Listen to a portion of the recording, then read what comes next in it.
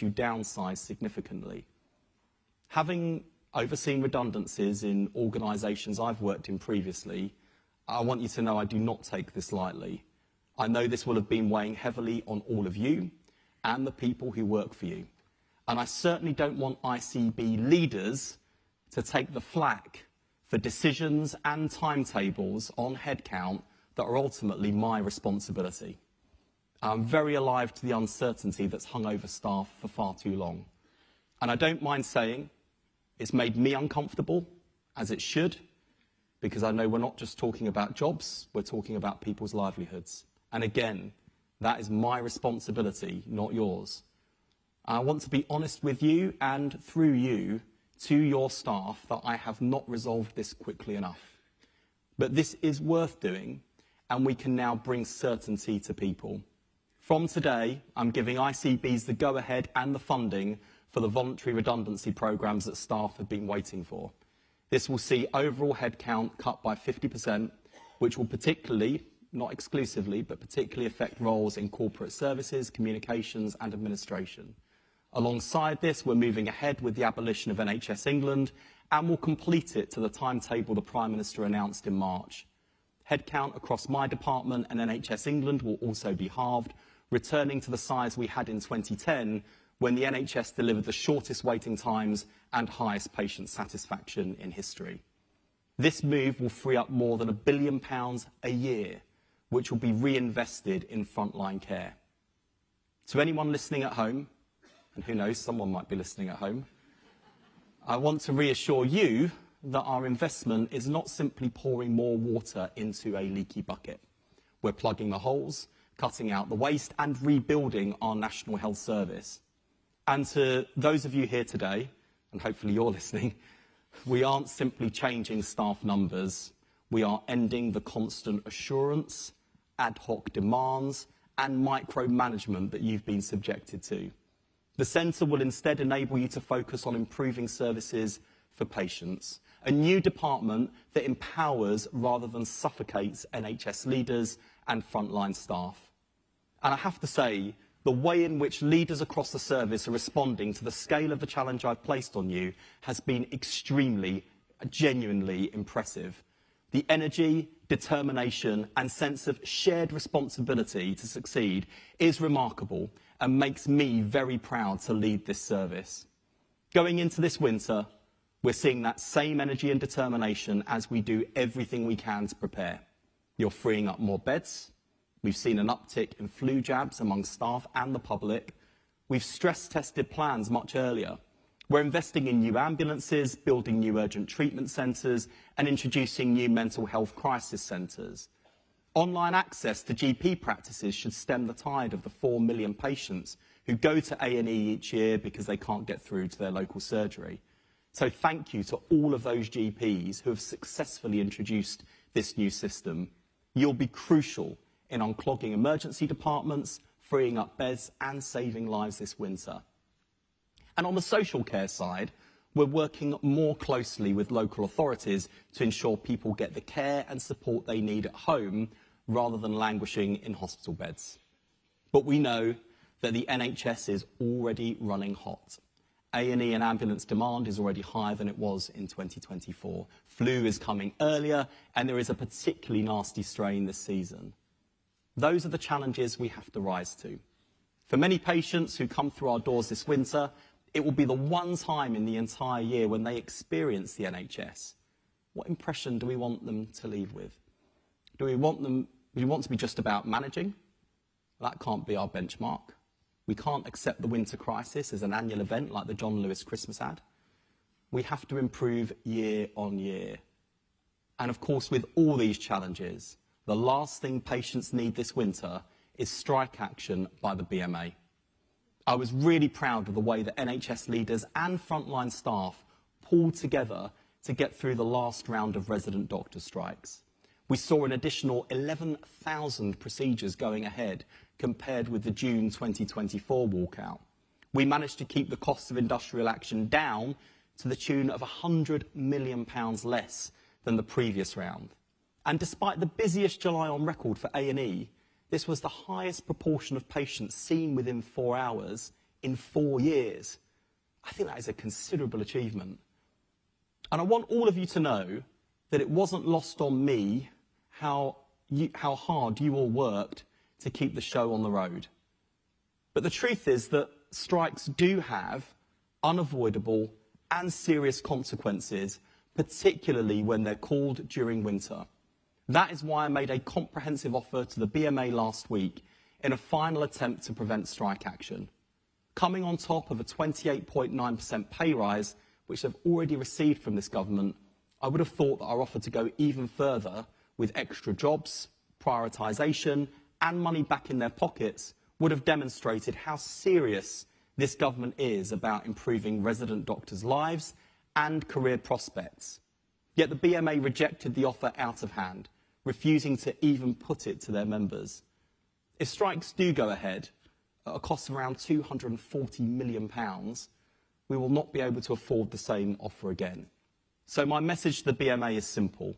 Postpone the strikes, trust your members, and give resident doctors a say. Patients, doctors, and the wider NHS staff all lose if strikes go ahead. And there is still time for everyone to win. That brings me to a broader point about choices and trade-offs.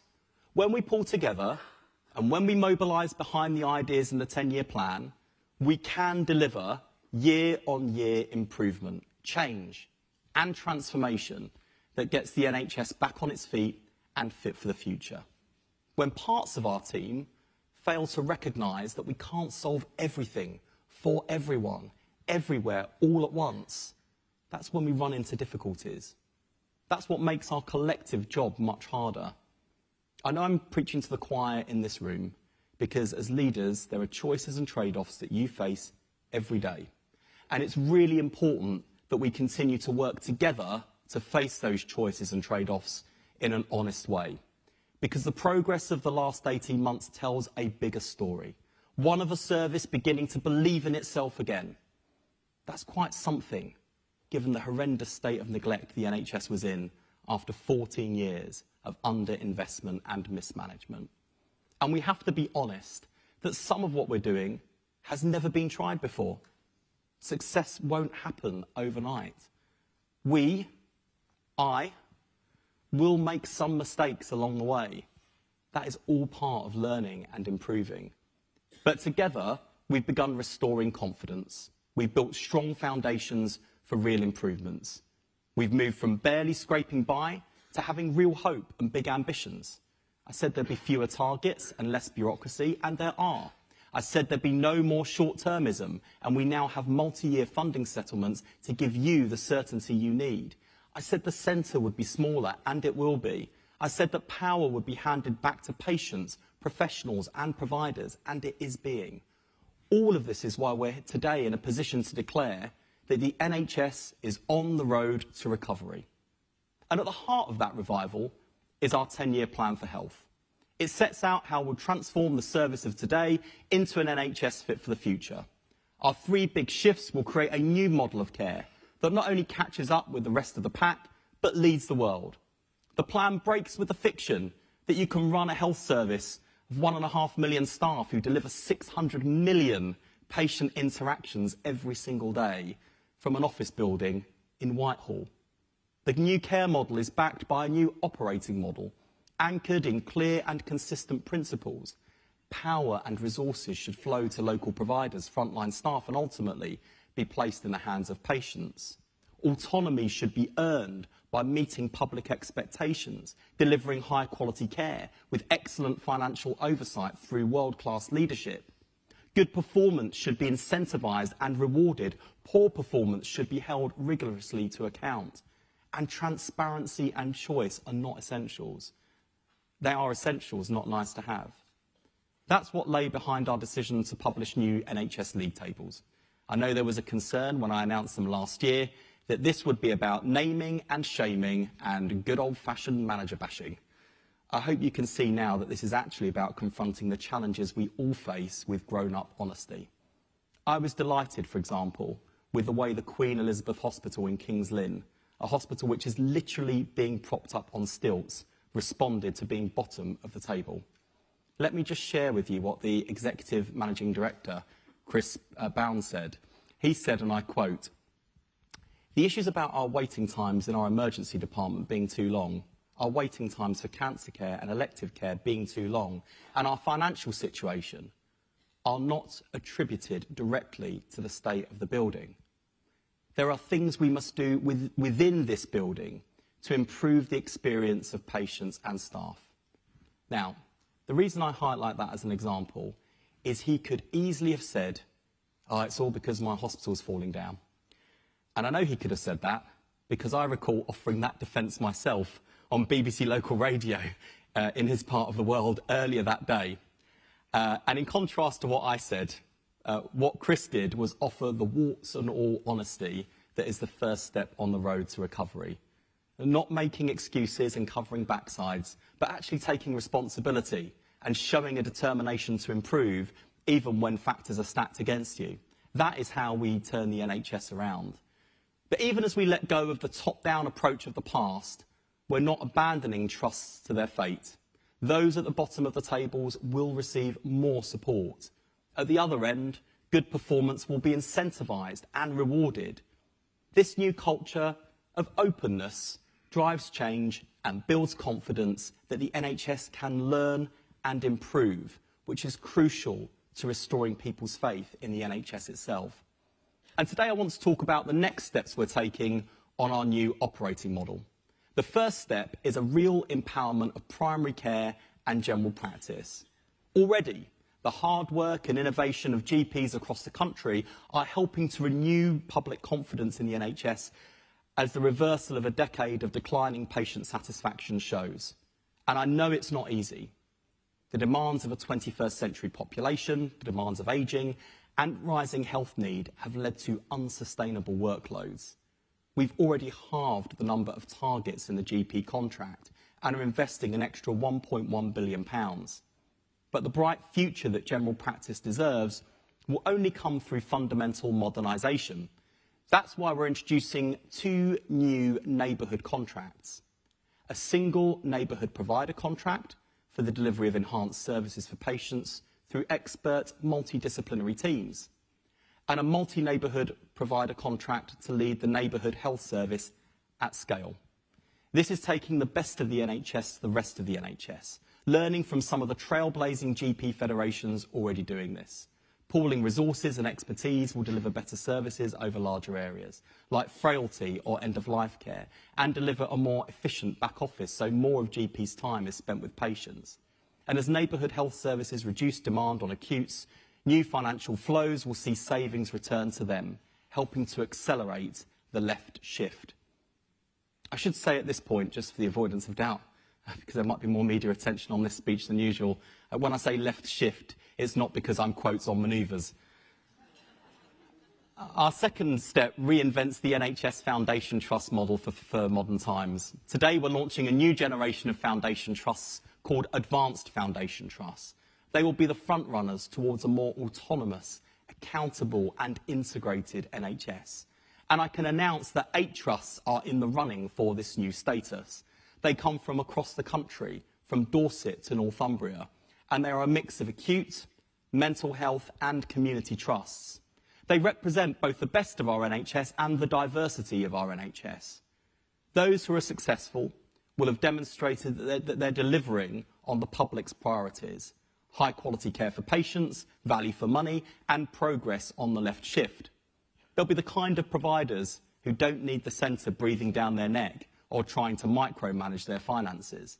And they will benefit from real and immediate freedoms, including the ability to reinvest surpluses accumulated last year in future capital projects, more operational autonomy, and fewer ad hoc requests from the centre.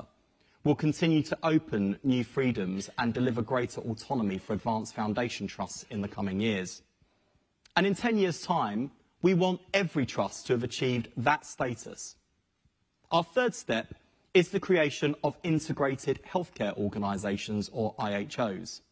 Advanced Foundation Trusts will be among the first to take on IHO contracts and hold the whole health budget for a defined population. I've heard from so many leaders about how hard it can be to invest in prevention because the savings fall in another part of the system. IHOs will reverse this disincentive. If it makes sense to invest in community care to prevent unnecessary hospital admissions, they'll be rewarded for doing just that. Any trust can become one, not just the big acutes. And so there is no reason, by the way, they couldn't be led by primary care professionals.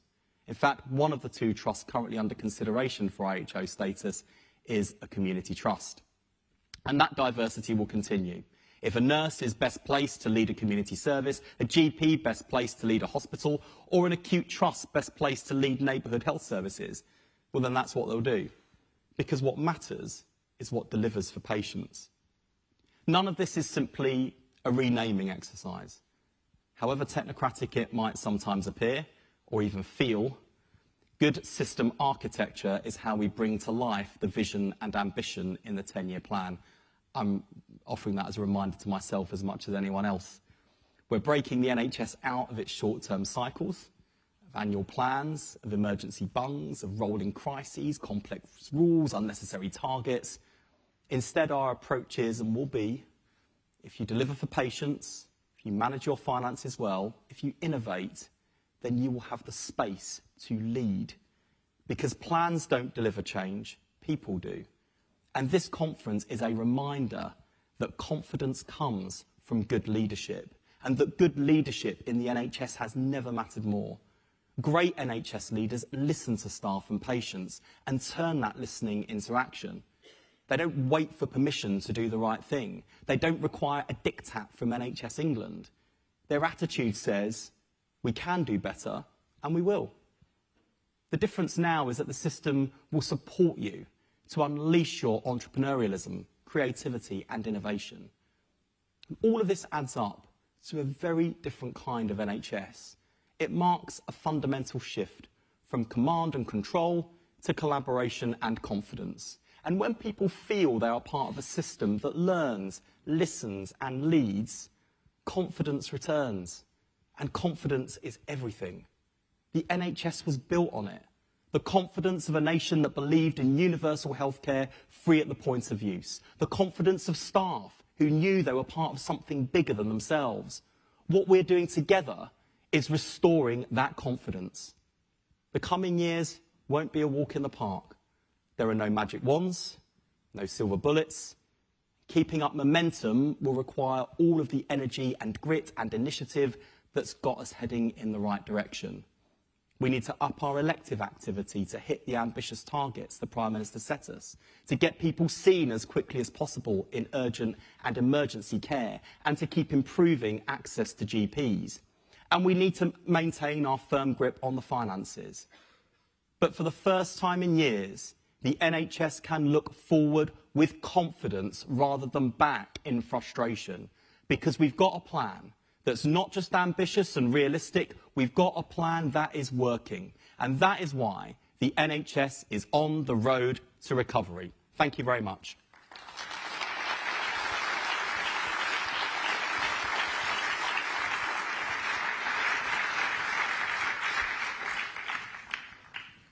Thank you, Secretary of State. Thank you very much for your keynote speech. Now, I know you said you're not on manoeuvres, but you know that I'm going to ask you about that. Sir Keir Starmer's vowed to fight any plots to oust him.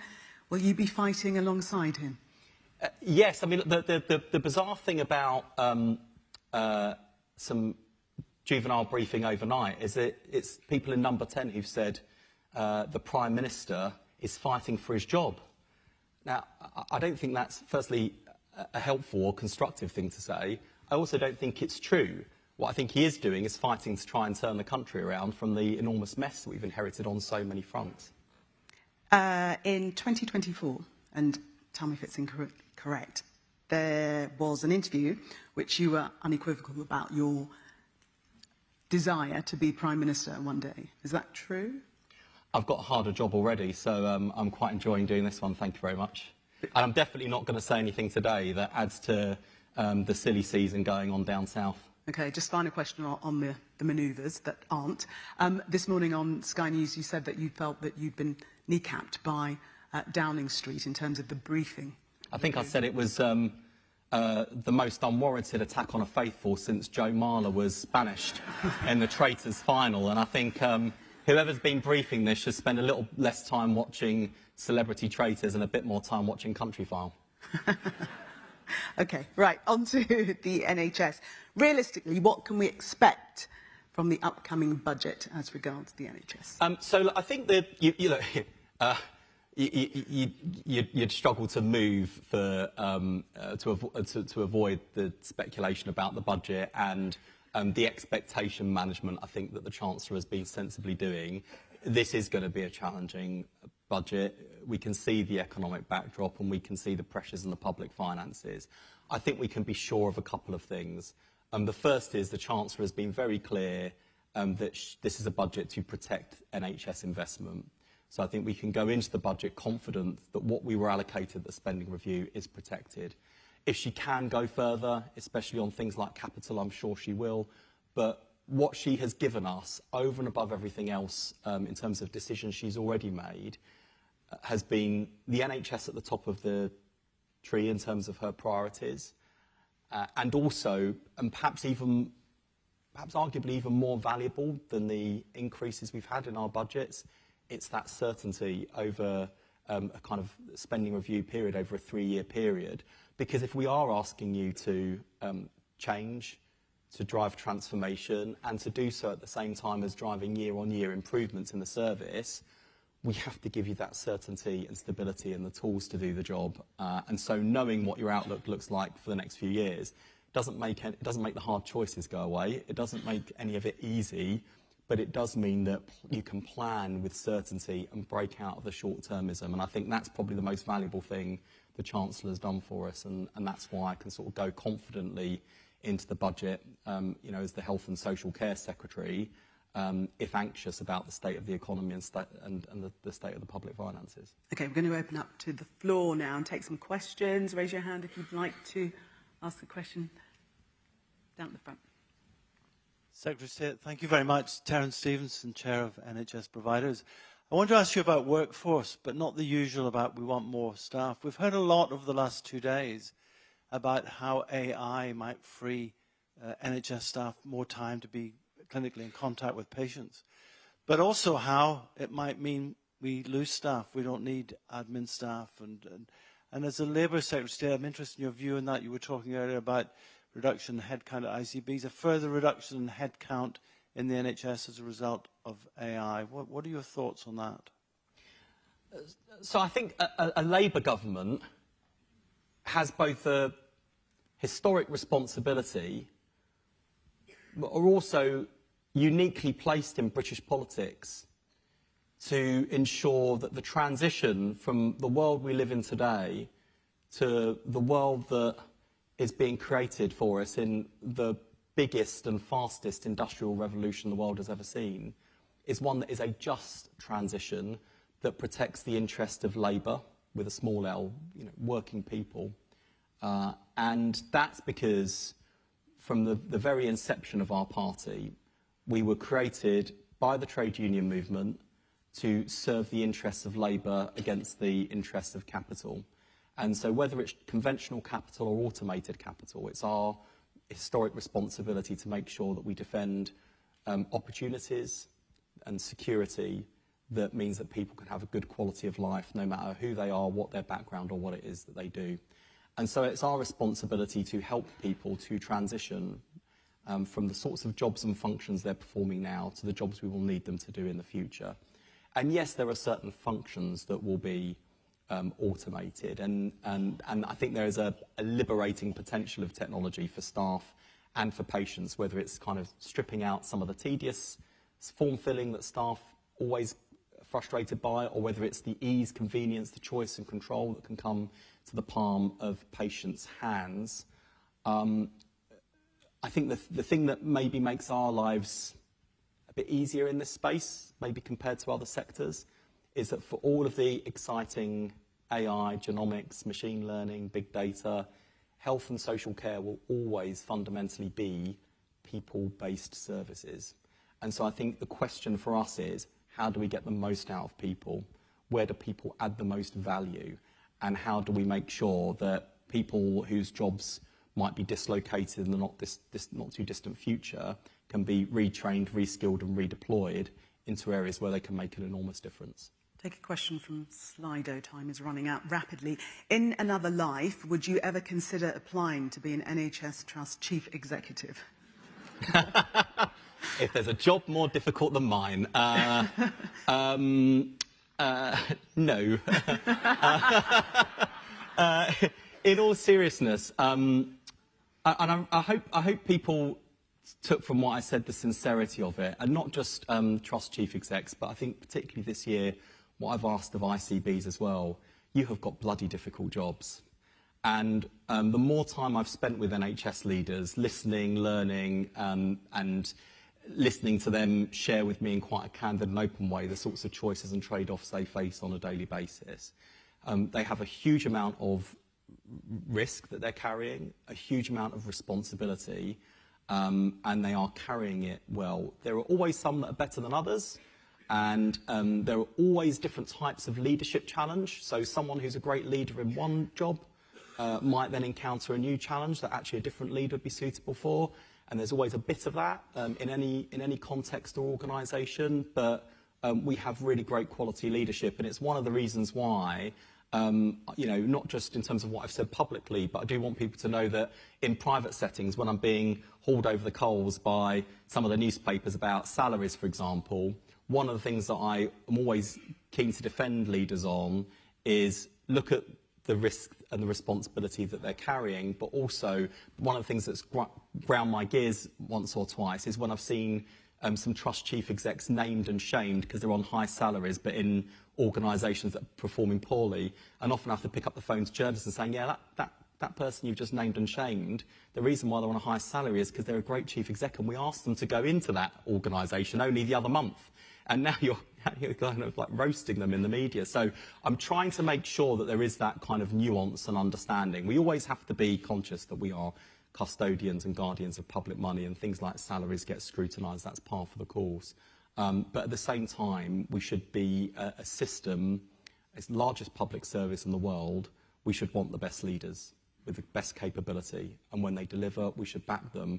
When they fall short, we should support them. When they're not up to the job, we should support them on to a different future. But overall, I can't tell you, given what we asked people to do this year and where we are at this point in the year, how genuinely proud I am of the way people have responded to the challenge I set them. But not a job that you want to take. No, thanks. I've got this one. Okay. I'm being asked for all sorts of jobs today. It's not quite the set of questions I thought I'd get when I left this morning. Let's take a question from a journalist now, Eleanor Hayward of The Times. Where are you? Oh, I think Ellie's down here. Oh, we can't see you up here. It's just like a sea of darkness. Again. No. Do you think Morgan McSweeney is responsible for the toxic culture in Number 10?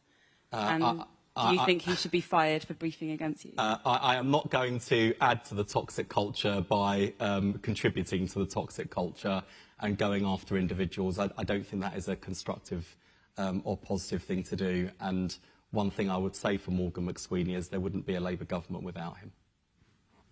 Okay, thank you. We've got one more question, and that will be the last one, if you get in very quickly. Laura Donnelly, I think, was going to ask one. Okay, let's go to Laura then.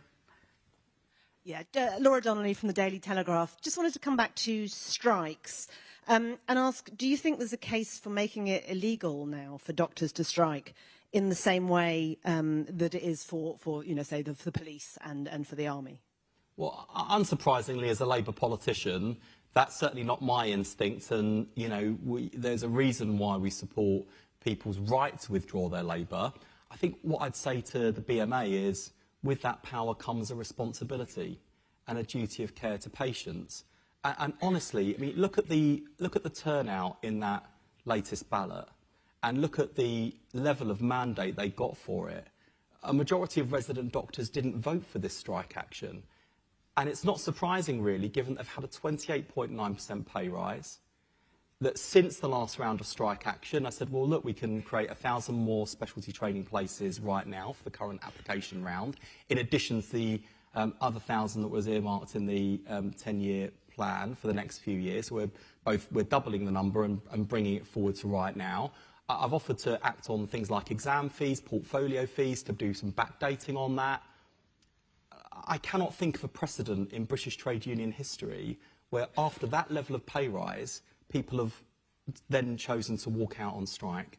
And I've listened to what they've said in the media, and whether they've got their most reasonable voices out, like Jack Fletcher, or their most unreasonable voices out in the BMA, they are basically saying the same thing, which is we want more, we want it now, and we're not interested in the choices and trade-offs that you have to contend with the government. And I just urge them to think about a few things. The first is, I'm responsible for 1.5 million people in the NHS, not just resident doctors, many of whom have not had a pay rise anything like what resident doctors have had, and many of whom, at the height of their career earnings, will never earn as much as the lowest paid doctor.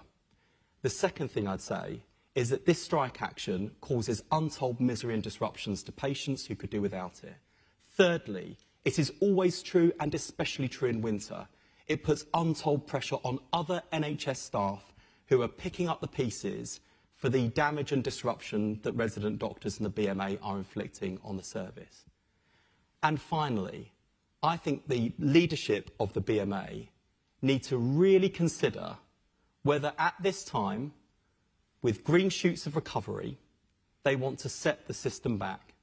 Because there isn't a more pro-doctor, pro-NHS health secretary or government waiting in the wings. There is Nigel Farage and the Reform Party. And finally, you look at the state of the public finances and the sorts of choices we're making, especially for the NHS. Let me tell you, when we ask some of the wealthier to pay more, some of the most effective lobbyists against paying higher tax are the BMA Consultants Committee and the BMA Pensions Committee. So what they effectively do is say we want other people to pay for higher salaries for doctors. And as much as a cancer survivor, I think my surgeon's worth is worth his weight in gold, we have to be honest and realistic about the challenges in the system, the challenges in the public finances, and the challenges facing every family in the land. And it's time for the BMA to get real. But one way or another, we're not going to be held to ransom. We are going to plough on regardless. And I think it's become increasingly clear that the BMA is no longer a professional voice for doctors. They are increasingly behaving in cartel-like behaviour, and they threaten not just the recovery of the NHS under this government, they threaten the future of the NHS full stop. And I think that is a morally reprehensible position to be in. Final question. What lessons have you learned from...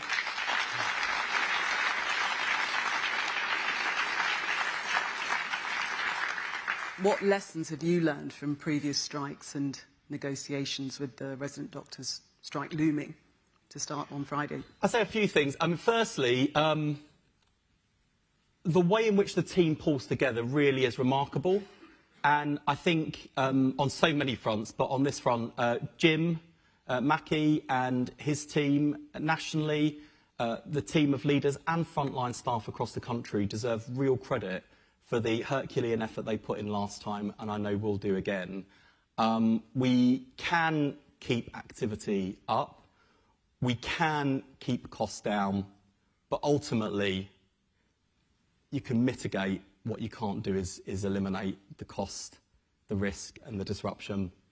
And that's why, as you can tell, I'm mildly frustrated to the point of actually fury about where we are with this round of strikes. Not least because, you know, I think people can probably tell with what I've said publicly, let alone what I've said privately to the Residents' Doctors Committee. I have so much sympathy for the issues they raise in terms of the conditions their members face at work, their desire to improve both their working lives now and conditions, but also their career prospects. So I came into this office really in their corner and wanting to make progress. And I will still make progress for them, but I will do it without the BMA. I will make progress on specialty training places because it's the right thing to do. I will tackle the international medical graduates issue because it's the right thing to do. I will do both of those things without the BMA. I guess my appeal to everyone in this room is a lot of what the BMA and you know, your jobbing resident doctor describes to me in terms of their working conditions. A lot of what they describe are things that actually I don't have any great agency or control over, but lots of you in this room and beyond do. And there are lots of NHS employers who have not helped me and strengthened my arm when it comes to things like hot food provision overnight, the ability to book annual leave, the basic respect, dignity, supervision that resident doctors experience. So my appeal to everyone in this room, to all NHS leaders and employers, is make the 10-point plan that Jim has put together real. Because if resident doctors feel like they're working in an improving NHS, that their concerns are being taken seriously in words, not just in action, that will do an awful lot to generate the goodwill we need to bring an end to strikes. So regardless of the antics of the BMA, let's just keep our eyes on the prize. Let's do the right thing by all our staff at all times, because if there's one thing I've learned this side of the election in this job, leading this service rather than commentating about it or planning to lead it, it's that this is a service with remarkable people. We will only succeed as a team. We need to look out for our team, nurture and cherish our team, because ultimately it will be the team that will be able to look back with pride and say we were the generation that took the NHS, got it back on its feet and made it fit for the future. Secretary of State, thank you very much. Thank you.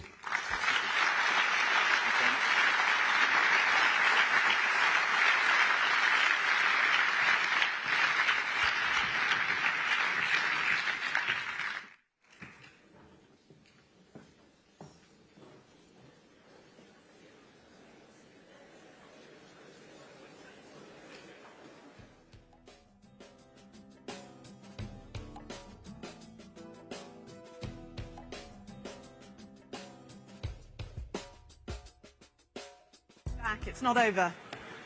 Got a microphone? It's not over. It's not over yet. It's not over yet.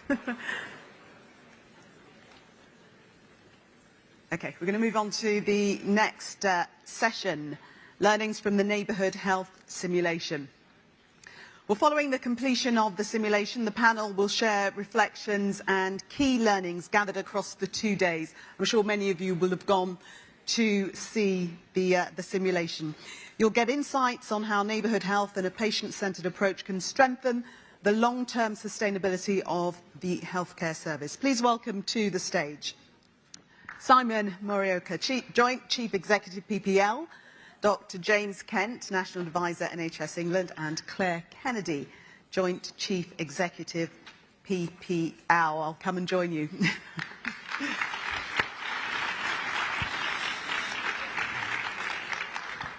So the highly anticipated simulation has come to an end. It was very exciting. I was very excited about going round. We've got a VT to play you, a clip just really looking at some of the reflections of the last 2 days. So can we play that, please?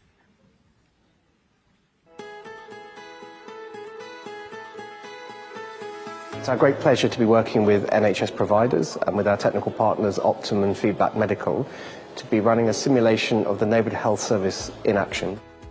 We have over 100 people gathered together in a room, frontline professionals, system leaders, residents, patients, all coming together to run a simulated version of a year of the neighbourhood health service. But Simon and I have been working together for over 20 years on some of the big questions that sit at the heart of integrated working and that inform the neighbourhood health service. We think this is a great opportunity to bring all of that learning, all of that insight together into one room where we can learn from those outcomes and really see the impact in a really short period of time. When we were designing the simulation, we wanted to make sure that we captured the experience of kind of frontline staff, but also the leaders and decision makers that are supposed to enable them to deliver care for their residents. So we set up a planning layer and a delivery layer. So a planning layer where a place-based board convenes and makes decisions in response to what's happening in the delivery layer, where frontline staff are seeking to meet the needs of residents in a new, more integrated way. A big part of the simulation is that we want to understand kind of the future state of affairs, what future neighbourhood working is going to look like, and we know integrated digital platforms are a really important part of that. Certainly feels like a really exciting thing to be part of. First of all, I think just so many people together, and there's people here from all different geographies, all different organisations. We all sat down in a group and said, what are our goals? And we all came up with really similar goals. So I think it's just showing right from the off that we're all here for the right reasons. In there, people are really getting into it. There is no sense that you're playing a role. People are being themselves. They are really engaging enthusiastically with the task, to the point at which people are arguing and debating with each other, and people are all working together to try and find some solutions. A lot of the residents have very different scenarios. In my family, it's quite a troubled one, so they've been really responsive to our needs, and kind of a lot of the services are coming into our home and just reacting to the different scenarios that we're acting out. It's been really interesting seeing it from a patient perspective. What given me the hope is a better coordinated care for the patients, having a key worker who can coordinate all the care around them. As the key worker also benefit having that one system where they can see what's happening around both acute, community and tertiary care, so that one system is a real hope for patients and also for the staff who are working with the patient. It allows you just to test drive, make some mistakes, that's not an issue. But with the mistakes come solutions, and solutions for the long term, in line with the NHS 10-year plan, and whatever's in your mind, a chance to really get it out there. So thanks to PPL for that. It has been intense, the way that we have worked across organisational boundaries. We've dissolved bureaucracy. There were no criteria, there were no referrals, there were no F-words forms. We were just talking to each other. We did joint visits, all of the different aspects that impact people's lives, really putting patients, people, citizens, residents, communities at the heart of what we've been doing. It's been brilliant.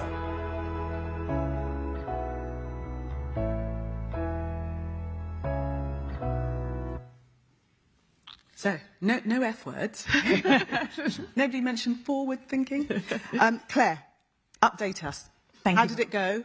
What did you learn? Thank you very much, Gillian. So just to resituate, at the end of yesterday, I think I gave a quick update when we were 3/4 of the way through cycle 1. So the simulation works on 2 cycles. So we've had people trying a new way of working in 1 cycle, an opportunity to reflect overnight, to learn from the learnings from the first iteration, to come back and try a 2nd cycle. We've now completed the 2nd cycle, so a metaphorical gong sounded at the end of the simulation. The simulation is over.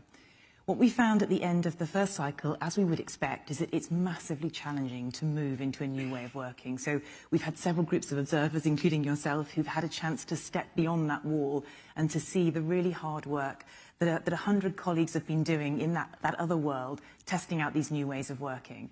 I think, as I said yesterday, it's not all sunshine and roses. So yesterday evening, there were definitely some points where people were expressing some of the real challenges, how difficult it is to make that shift. And one of the things that we agreed collectively was to all go away overnight and to think of one thing that we really wanted to bring into that 2nd cycle, to really change the experience and to test out doing things really differently. And we were absolutely delighted with the impact of that shift that happened today. So Simon's going to talk a little bit about the system impacts. I'm just going to share a few things that happened in terms of the activities. So colleagues who were in the simulation were all wearing lanyards, which indicated which organisation they came from. In cycle 2, people removed their lanyards, which I think the observers found quite challenging because they couldn't quite see who was from which organisation. But that was a really symbolic move to indicate a shift towards a one-team mentality. Patients definitely experienced what they felt in the 1st cycle of the simulation as being almost like a sort of overwhelm of contact. In the 2nd cycle of the simulation, that became much more tightly managed through that team. So what they would have is a point of contact, so a relevant professional to their particular area of need, being able to act as that sort of trusted partner in terms of understanding and helping them to be able to sort of navigate the system. There was a lot of discussion of co-location in the 2nd cycle, so people really getting the benefit of co-location virtually and physically. So using the communication platform to be able to co-locate virtually, if you like, and then also physically co-locating and visiting together. So in terms of the patient sort of initial feedback, some of the things I would share is that one of the colleagues basically said that the way they approached their care in the second cycle, or their care was approached, was very different. So while they were waiting for a GP appointment, they had a lot of contact with other support services, including the voluntary and community services that were available within Milbourne, the neighbourhood. And what they found was that in the end, they didn't actually need the GP appointment because the needs they had already been met. The final thing I just wanted to share in terms of that wider context was a colleague who basically said, in cycle 2, I was asked the human questions that really mattered to me. And I think, as I say, Simon is going to talk about the system impact of that, but I think what we really see in the simulation is that link between different behaviours, a different culture, a different way of working together, and then the positive system impacts that we see in terms of outpatients, patient flow and activity. What we said yesterday morning was that we hoped that through the actions of everyone participating in the simulation, we would all get to see and touch a little bit of the future. And the final thing I just wanted to say is a massive thank you to everybody who stepped into the world, who stepped into that experience and allowed us to see and experience that. We know this journey is really tough. If it wasn't tough, all of us in this room wouldn't be spending our careers trying to make this happen and make this real. So massive thanks to everyone who participated and took that risk, and thank you for the rich learning that's come from it. Okay. Simon, can you share 2 or 3 things that you've learned over the last 48 hours? Absolutely. And can I just add my thanks as well? So I know a number of the participants from the simulation have joined us in the audience, including both professionals and people with lived experience for this session. It's a credit to them that we've made any progress at all over the last 48 hours. If you look to your left and right and you see somebody who's looking particularly knackered and who you didn't see at the bar last night, it was probably because they're one of our simulation participants. And one of the things we said at the start of this was that we were looking to simulate a whole population model. And I think what we've experienced over the last 2 days is a whole population model.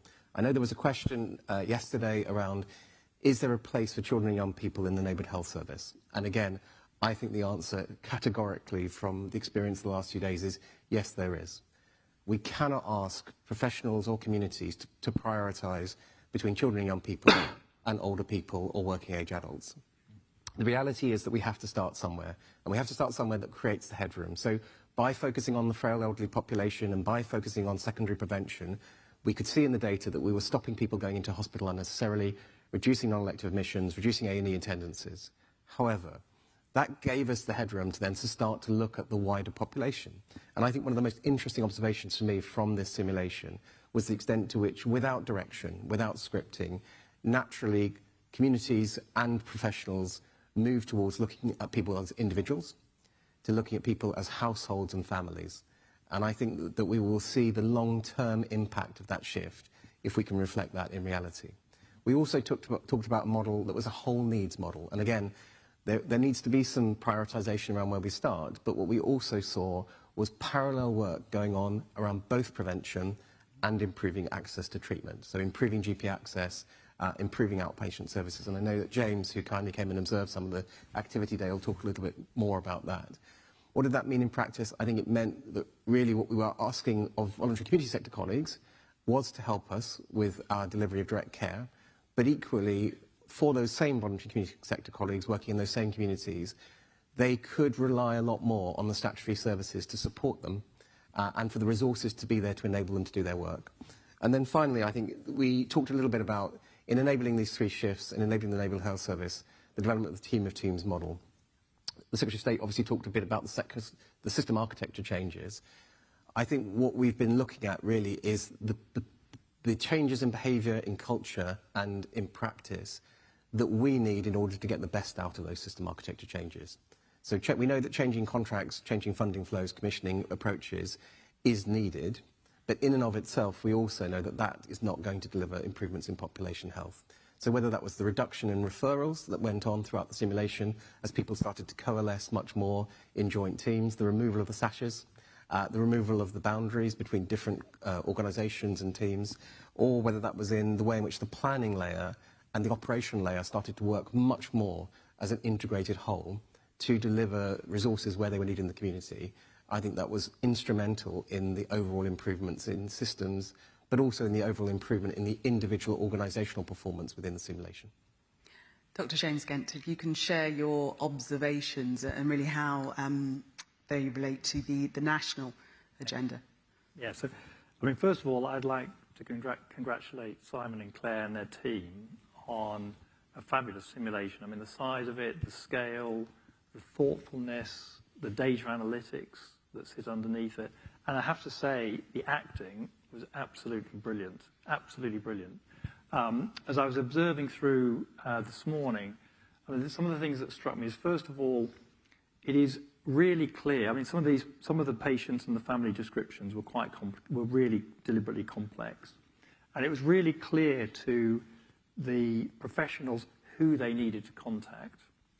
You could see actually the quiet excitement that they could reach those people in a much easier way than they normally do in their everyday jobs, because they're just round the corner. You could see that piece working very well. I mean, the reflection is there's still a lot of people that are involved, and that how do you coordinate that, particularly for the patient, who occasionally is faced with quite a lot of advice from a lot of different professionals. We need to think about the leadership of some of this stuff. But for me, I think what I really took away is that the neighbourhood health, is a central plank of the 10-year plan. It is a core driver of the 3 shifts that the Secretary of State, talks about. We have hundreds of really good examples of neighbourhood health up and down the country. But we also have a huge amount of scepticism that we won't be able to drive this at a scale, and we won't be able to do that at a scale that will make a difference to our acute trusts and therefore allow us to shift the funding. That's where the scepticism lies. And so what's encouraging about this, and I know we've only got the preliminary results, but you can see the reduction in referrals coming through. You can see the reduction in non-elective admissions, and particularly that focus on the frail or the high priority cohorts, the complex cohorts. So for those that know the planning guidance, that is where we're trying to focus. That is where we want people to try and put their energy, but also it's around trying to do that at scale, and at a scale that makes a meaningful impact. And then I think my final reflection is that while you know that this is more than changing contracts and changing payment reforms, it's about behavioural change. There is something about being in that simulation and being there to feel just how people are acting differently, behaving differently, the freedom of just being able to work as a team. And that's obviously something we need to try and work out how to accelerate, capture bottle and accelerate as much as we can. Yeah, it was very realistic, wasn't it? Really good. Exciting. We'll take some questions now. So raise your hand if you have a question for the panel. The microphone will come to you at the front over here. Daniel Oakley's, and Chief Executive of NHS Providers. So, you've said lovely words. Did the analysis show big changes in activity? It did. Do you want to? So just as an example, Daniel, we saw and I think it's very important actually to talk about the difference between cycle 1 and cycle 2. Yes. So when Claire gave her kind of mid-simulation update, what we were seeing was green shoots. By the end of cycle 2, we were seeing indicatively a 25% reduction in outpatient appointments in those areas of the place of Ashland where the neighbourhood health service was up and running. We were seeing significant reductions in A&E attendance and non-elective admissions. And we will go through the process with colleagues of validating those, because almost as important as the quantitative data that we've collected, and I think we've had hundreds, if not thousands, of interactions between clinicians, professionals and patients recorded over the last 2 days, is that qualitative feedback. So GP saying, no, genuinely, I spent more time with my patients doing more impactful things than I would ever normally get to do, and that was enabled by the fact that I could see a whole range of services aligned behind me. I wasn't simply having to try and put in repeat referrals to try and get the help that I knew those people needed, and actually in many ways those services were proactively stepping into the mix. So we will do a full write-up. We will share the evaluation with colleagues over the next few weeks, but I think it's really important to say that numbers in and of themselves, to James's point, are probably not going to persuade people in the real world that this is necessarily going to work, but actually listening to the experiences of both system leaders and frontline professionals, and most importantly, the experience of residents themselves, I think is a really important step to understanding what is driving that change, as well as being able to evidence that that change is happening. Can I just add one thing to that? Just so when we began yesterday morning, we talked about the 3 Cs with participants in the simulation, which were around Courage, so to be brave and to try different things out. Connection, which was around finding new relationships, asking new questions, and curiosity. So just to reiterate the point, the curiosity one applies to all of us because we didn't know that this would be the outcome. So this was not set up to deliver a particular outcome. The spirit of curiosity was around genuinely seeing what would happen. So firstly, it was a massive relief, as well as being very excited to see the figures coming back and see that impact. It was what we hoped for. And again, Simon talked about hope at the beginning of the conference. And I think it's a really important part of this whole process of stepping into a future, trying something, being curious, and then in this case, being really, really delighted by the results. Time for one last question, I think. Oh, there's one at the back.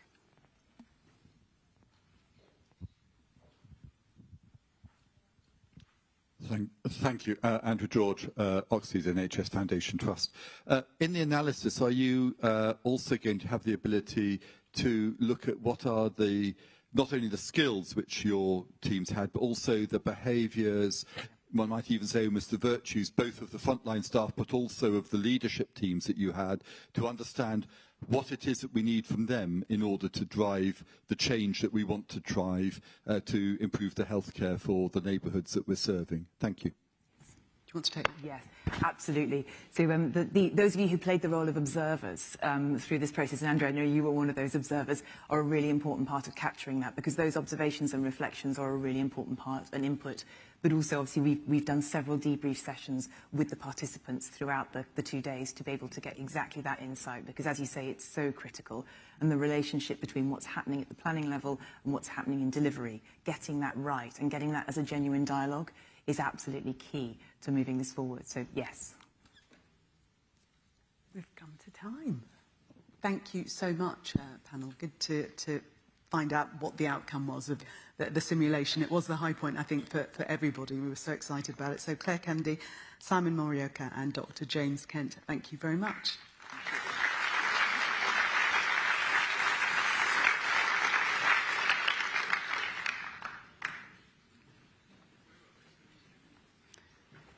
And we move on. So this is our last section now for the afternoon.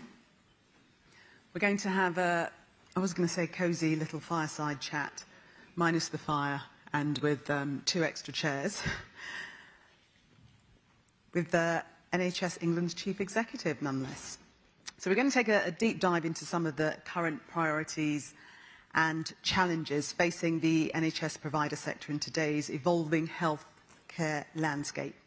And for this section, I'm going to make you do most of the work. You're going to be asking all of the questions. We want to leave a good chunk of time for you to get your questions in. Time runs out very rapidly with these sections, so you have been warned. Prepare your questions now so that you can get them in first dibs. Get your thinking caps on. So please join me now in welcoming to the stage Sir James Mackey, Chief Executive, NHS England.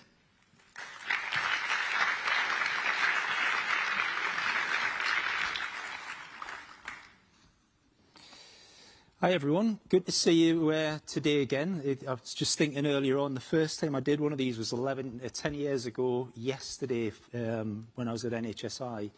And when you look back over that, it's incredible really to think about how much has changed. But also, especially when you look at this year, and as Wes was describing earlier on, all of the stuff that's been done this year so far, and we've actually all, if we're honest, just made a start. It's been absolutely incredible. Before I get into the guts of this as well, without being political, I just wanted to say there's been it's a complicated day from a politics point of view, as you're all aware. All of this has been incredibly complex to navigate, and Wes has been really with us, so he's taken on an awful lot of battles on our behalf, whether it was about the spending review, the 10-year plan, getting the medium-term planning framework out, IHOs, all those sorts of things. He's really gone into bat for us, and we shouldn't take that for granted, and you can see today how complicated and difficult that could be for him. When we set off in the spring, there was an awful lot happened in a rush, as you remember. All of the stuff around the financial reset, the start of change of the operating model, that shock of the British Social Attitude Survey. And if we're honest, we're all really a bit downbeat at the time, really kind of lacking in confidence about where we are and our ability to actually start shifting this and turning it around. And again, as Wes has said earlier on several times in his speech, confidence is really, really important in all of this. You all really lent into this right at the beginning. The leadership response is absolutely fantastic, but it has felt a bit like a sort of Japanese game show where every time you get through one thing, there's some other big complicated thing that we have to navigate. And we're now on the edge of that, so sort of partly reflecting on the year so far, which financially absolutely incredible what people have been able to do. Operationally, super stats tomorrow, and it will show, again, as has already been said today on electives, we're still within fighting distance of being able to deliver what we set out to deliver this year. But so much else that we're still, you know, everybody's grappling with. And then if you look into what we're just about to face into, another, you know, very irritating round of industrial action at a time of year we could really do without it, and all that extra strain on our staff and the impact on confidence again for our population as to see that disruption, and it creates all that anxiety and churn.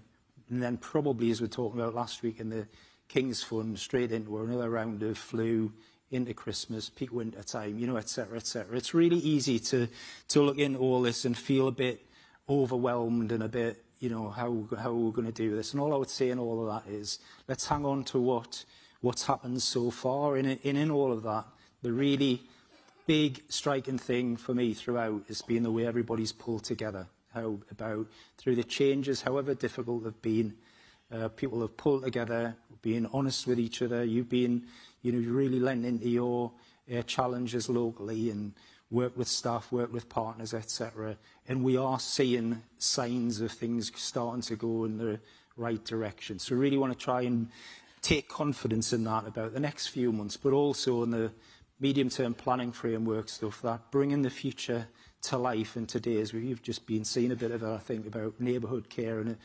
if Paul Corrigan was here, he'd be talking about how the future, how the innovation, how the transformation is the thing that helps solves the problems today. It's not the thing that happens after we get through today's challenges. So whichever way you look at it, it's going to be complicated, it's going to be messy, but a really good start. We'll talk more and more about things like leadership in this next phase as well, because we'll get the leadership standards framework out soon, but also want to start opening up the conversation about leadership development, pipeline management, making sure we've got succession planning in place for everybody. You've all got the support around you, your colleagues have. And again, one of the things that has been really fantastic actually over the last 6-7 months or so is being at the first FD conference since before COVID. We had coups together a few weeks ago, really bursting with energy and frankly wanting to get past us and get a hold of what we're all grappling with. And the energy and the enthusiasm with all that, tinged with, you know, the understanding and the burden of the things that we're dealing with day to day, will give us hope for the future and the ability to move on and power on. So I'm not going to witter on much more now today. I'm happy to just sit down and take any questions. Just wanted everybody really to take a moment to reflect on what you've done so far. It's absolutely not over. It's never going to be over. We all know that. Fantastic job so far. Let's stick together in the next few days, weeks and months as we navigate the messy stuff. But hopefully we'll start all seeing bringing the future to life through the medium-term planning and bringing IHOs to life and neighbourhood care to life and all of the things that we all really want to lean into and develop. So thanks very much. I'll sit down now and we'll take questions.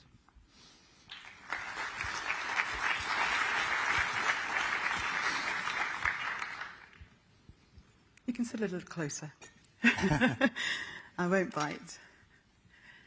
So let's kick off. I'll kick off proceedings. We'll start. You mentioned that you wanted to talk a little bit about leadership, which is crucial. So a question for you here. Given high turnover and declining morale amongst trust executives, how urgent is the need to strengthen NHS leadership pipelines, and what's the best way to do it? Yeah. So this is, as just alluded to this, we've sort of simplified leadership in this last period into being about a very narrow range of things. So a lot of the focus has been around regulation and disbarring for understandable reasons. But over the last 10 years or so, we have seen the pipeline diminish. We've also seen, as Wes has said, these are hard jobs. People look at what colleagues are doing in the room and young people coming through. I've had conversations with some who think, why would you do that? Because they don't see the benefits of it. They don't see the privilege of it. They don't see all of the great things that come with the jobs. So we do have pipeline problems. I mean, frankly, if we advertise a big top chief exec role currently, we've got more than 2 viable candidates. It's really unusual. That's starting to change. You can see that's starting to move a little bit. But on the other side, when I meet aspiring chief execs or the session with Qs, we've had a couple of, the big one, but we've had a couple of subsets of that. There are people who want to come through. There are young FDs who want to come through. There are new nurse directors who want to come through. We're sometimes a little bit sniffy about taking risk on young people, but it needs structure. It needs the environment to change. It needs we need to be able to show people, we can support people through the first few years and then be with them when they make mistakes, rather than, jump to the firing pistol and see people leave. Mm. I was going to start by asking you about whether you're out of a job shortly. Will you still have a primary role? In this role, or do you mean generally? Well, when NHS... well, you will have a role in life, yes. Yeah. But NHS England I was thinking of. Yeah, so I think everybody knows I committed, wasn't something I was looking to do. I've committed to do a period of time to help stabilise and get some things in place to enable the transition to a more substantive arrangement. And that's a live conversation. And I'm not, people speculate about how long I'll do it for. I'm not as young as I was 10 years ago, as you can see. But none of us. Yeah. So I want to do a reasonable shift and help make with colleagues in the room and national colleagues, etc., make it better and more recruitable too. I don't want to jump out and see it all fall to bits, but I'm not in it long term. There's no secret about that. Okay, thank you for being so honest. One other question here. What can you do, this is from Slido, to protect people who are stepping up into demanding trust leadership roles and reward and celebrate those who do it well? Yeah, it's a really good point. And again, it's come up today. We do have really short memories at times, so people will persuade people to go into challenged places, and then within a few months, everybody's forgot they've only been there a few months, and an organisation that's had 20 years worth of challenges all of a sudden isn't perfect, and everyone starts to get fractious about it. So that's just got to stop. There's some practical things we can do around that, about very overtly and publicly agreeing a plan and expectations about what needs to be done, give the kind of public backing that things take time. So there's more we can do about those places that have really stubborn problems, often structural problems. So there's a bit of a discussion going on nationally about how we help in those circumstances rather than just changing the management team. I think there's a lot of this plays into the leadership discussion we're just about to start to have. It's unwise, I think, as well, to put single people into places and expect them to change. So more about how the teams be developed and can be mobilised in specific circumstances. And then also with that, and Wes and I spoke about this earlier on, there's a lot of complex judgments in, has something gone wrong and it was avoidable? Has something gone wrong and it was a deliberate act of something bad? Versus, has something gone wrong and actually everybody did what they could and things just sometimes go wrong? We all manage risk every day, that's what we do. Healthcare organisations are completely brimful of risk. And not everybody's going to get that right. So I think overtly and publicly, being behind people when they've tried their best and things haven't quite gone to plan, help them regroup and help them have a go at the next challenge. Okay, thank you. Let's open the floor now for questions. As I said, you're going to do the work this session. Just at the front. Hi, Laura Donnelly from the Daily Telegraph. Going back to strikes, which you said are very irritating, do you think it's regrettable that the government legislation is going to make it easier to strike at a lower threshold so that the BMA will be able to strike with less and less of a mandate as time goes on? Yeah, hi Laura. So it sort of links to the question to Wes earlier on, doesn't it, about the legal framework around all this. I also respect the right to strike. The way I would look at it is we shouldn't look for the legal mechanics to make it harder or impossible for people to strike. We should look at creating the working environment and the relationships and the support and the joy at work that hopefully get people to never really want to be in that place. And, we're all annoyed about it. We're all irritated about it. It's going to be disruptive and we'll have, weeks of trying to get back on our feet at a time we could do without it. We'll have members of the public worrying about whether they can get what they need over that period at a time when we don't need it, etc. But we understand where they are. We do really need to work at getting around the table, resolving the issue, making the NHS a better place to work, helping young resident doctors and then others if they wanted to, they think about this sort of thing, understand the benefits and the privilege that comes with these jobs as well. And I think it's ended up feeling really fractious, as you can, as these things do.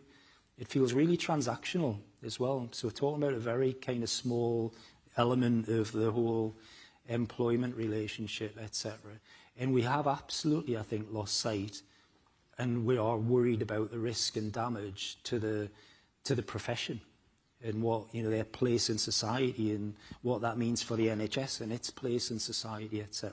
So, in short, I would worry less about what the law says and who can do what, because really no one should ever really want or feel the need to do this, because we've just created different circumstances by which they feel and we feel like everybody's getting a fair deal. Another question? Over in the centre there. Hiya, I'm Zoe from HSJ. So you said before that you want to do a reasonable shift in your current role, but can we take that answer as you might be willing to stand down before NHSE is abolished? Honestly, I'm having reminiscence therapy here as I'm sitting here. When I did NHSI, most of the questions were about why I was doing 2 years. So I don't want to... There's lots of complexity in all this. There's, the complexity back in my host organisation. I'm sitting staring at my chair from Newcastle, sitting in front of you. I've got family circumstances and conditions. I've got a commitment to the national system. I am the NHS through and through. I really want to get us to a better place. And it's just not that straightforward to say this is going to be all done in March, April, May, the following April, May, whenever it is. So I'm not going to get drawn on the specifics of the timing, but I don't want anyone either to doubt my absolute commitment to making this better with you all and try and, we've all already made, I think, a really good start on that and the absolute commitment to get the NHS back on its feet. And I would hope that I can do a national stint and then go and see some of that through back home in the North East as well before I hang my boots up. Okay, just the last two questions, just to say, for full disclosure, from journalists. One here from Slido. Beyond the 8 trusts that the Secretary of State announced, who will be an advanced foundation trust? What else can you share about how other trusts get this status? Yeah. So we're gonna publish shortly, can't remember when, maybe tomorrow, the list who are in the first wave, the first batch. We have a pipeline. And we've had quite a lot of discussion recently about the bar, who's in good enough shape to be able to go through the process, what the challenge will be, and trying to restore the benefits of the original FT process that really, for those of us that went through it, really did sharpen organisations up, really crystallise day-to-day performance, but governance, standards, connection with the population, the ability to plan ahead, etc. So there's There'll be a small number announced as the first batch. There's then a larger batch behind of people who are either already performing at a level that can be considered, but we just can't process everybody at once, or ready if certain things get sorted out in the next few months. And we want it to be a live and interactive thing. It'll not be an annual event. We want to be able to respond if somebody's not quite ready now, but they can do something between now and the end of the financial year to show that they are ready. And what we want to do is try and encourage people and pull them into that process rather than just everybody feeling like that they're end of a long pipeline. On the IHO thing as well, so there's been a bit of confusion about what IHOs are and stuff, so we'll clarify that. For me, it's a thing that takes whole population burden as opposed to single service segmentation. So we'll publish something to